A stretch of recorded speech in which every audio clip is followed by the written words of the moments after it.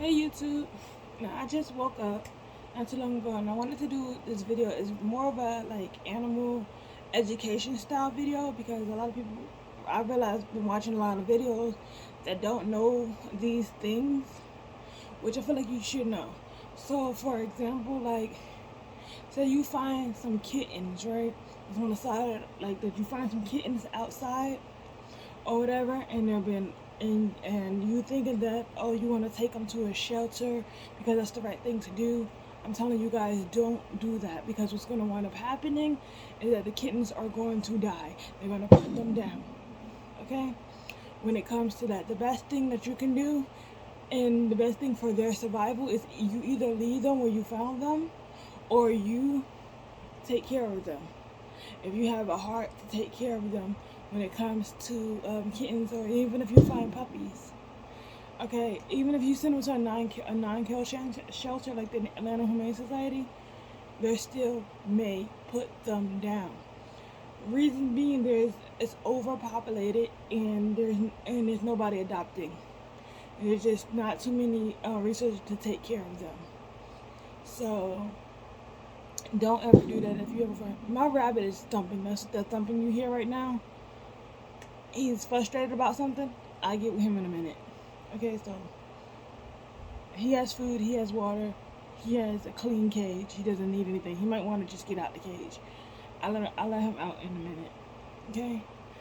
And another thing that people need to know that they probably don't know when it comes to animals and behaviors, especially when it comes to dogs, you need to watch what you say when when it comes to dogs that you get out of the shelter, even if it's a non-kill shelter, right? Like if that dog didn't hurt you, or like if you said, because dogs and the same as cats only get 3 strikes and then they will get put down. If that dog didn't really bite you, don't give that dog a bite charge. If you're not bleeding, if you're not hurt, if you're not any of those things, and that dog didn't try to kill you or your child, I'm gonna talk about bites of children in a minute. But do not do that, because that dog will get put down for a bite charge. Meaning, like, not all bites are. If that dog doesn't show any signs of aggression, because when you get one from the pound, they are already trained. Okay, they are already trained already. If the dog doesn't show signs of aggression, then that means your child could have pulled its tail. It could have gave you signs to leave it alone or stop. Because animals will give you signs before they just attack. So, that being said, just watch what you say. And especially if a dog has a bite charge of biting a child, that dog will get put down. No matter if that dog is a good boy or good girl. So a lot of people just will buy a dog from the shelter, right, and lie and say that the dog bit them just so that because they had it for a while, they don't know how to take care of it. It becomes too much. And with the shelter, without a reason for returning the dog, you have to have a reason for returning the dog. And that's what a lot of people say. Some people lie.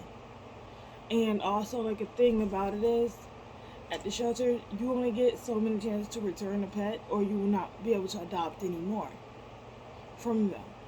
I know at the Atlanta Humane Society, so there's one lady, she returned a cat because the cat pissed on her bed.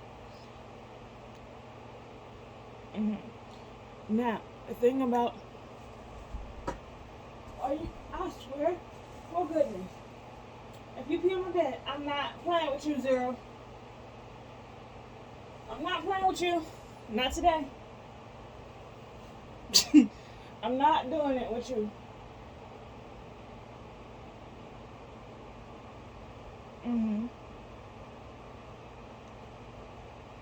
Anyway, so like I said, the cat peed on her bed.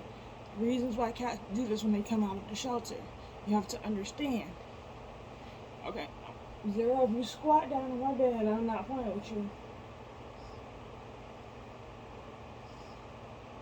I know, keep looking at me like that crazy. Now, reasons why they do this. She. Because I gotta clean her litter box. Okay? That's all. And I'm about to clean it in a minute. But she's not going to put in my bed because the litter box not clean right now. Okay? But anyway, the reason why they do this is because they're in a new environment. Okay? They are in a new environment. They don't know, yeah. They just need time to adjust. And you also cannot expect the cat to be like a dog when it comes to adjusting to a household. No, cats will need time to adjust into one room before acclimating, I think that's the word, into the rest of your house. They need to stay in one space first. They like to learn that space. Because they're not just going to walk around, they're not just going to be right off the bat, oh, part of the family, or jump and play like a puppy would. That's not cats. If you think a cat is going to do that, no. If you see all these YouTube videos of these cats, they had time to adjust. And the personality would come out. So,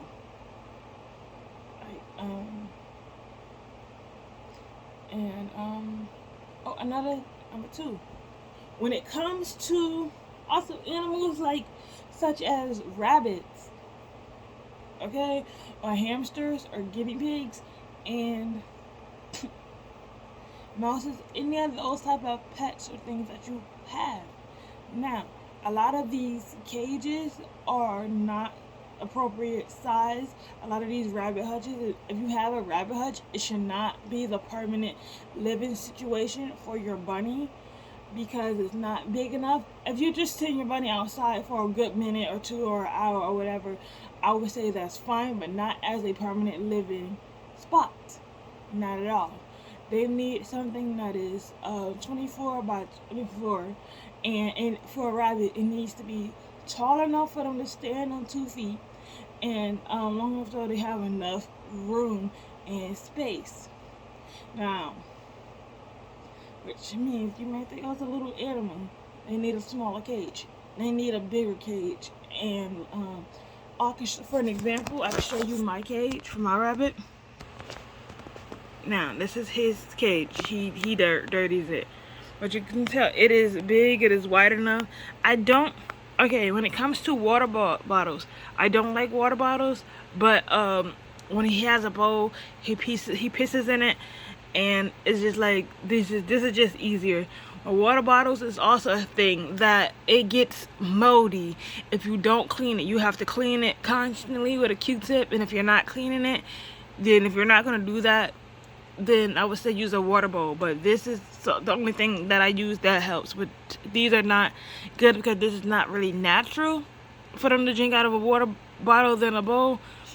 But like I said, he pees in it, and he has his mat. He does have steps to this. I might give it back to him since he has his hidey home, and this cage is a large cage for one bunny. This is enough room and space for one bunny, not two. This would not be an appropriate living space for 2 bunnies. Or like if you do put 2 bunnies in it, you will have to clean it way more than I do. And I clean it every week. I clean it every week. I have to clean it. So, yeah. And this mat is a good grip for his feet. But this is about the size you should get for a rabbit cage. Should be.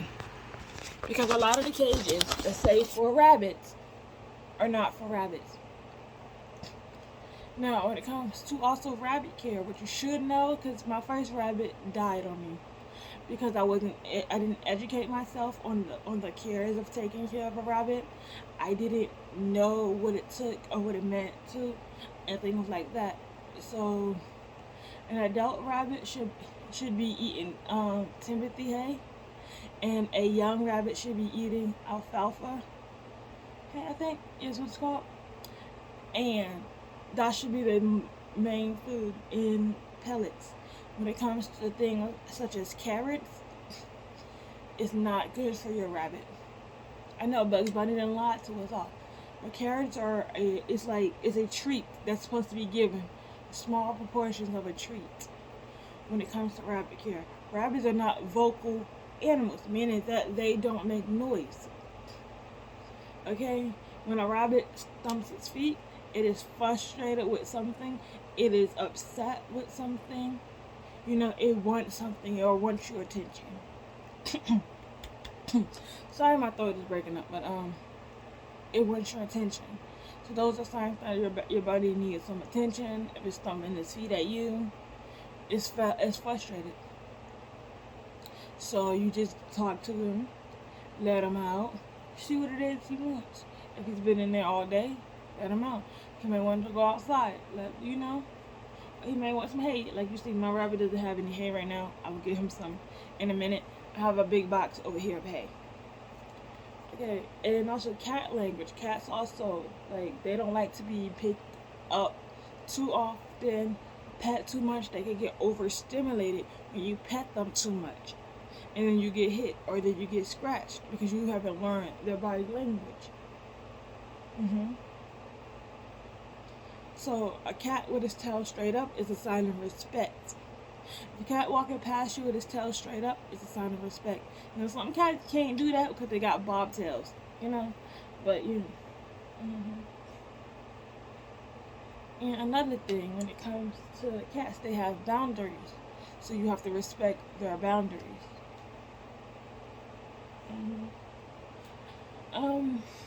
What else are facts? There's a lot of facts about cats that I can go over, and dogs, but I really wanted to I got awareness when you go to a shelter, if you find stray kittens and you think the right thing to do is to take them to the shelter, that is not the right thing to do.